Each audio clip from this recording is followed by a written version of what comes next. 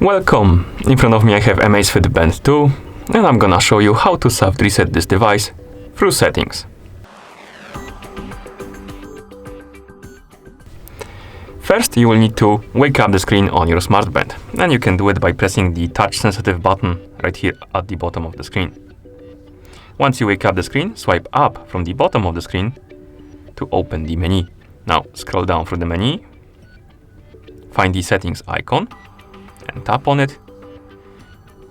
Oh my bad, let's tap on it again. So settings and tap on it, and settings, scroll down, find the option called restart and tap on it, and then tap on the check mark to confirm and reboot your device. Like this. And now let's wait until the smartband is done rebooting. Like this. And that's how you soft reset this device through these settings. Thank you for watching.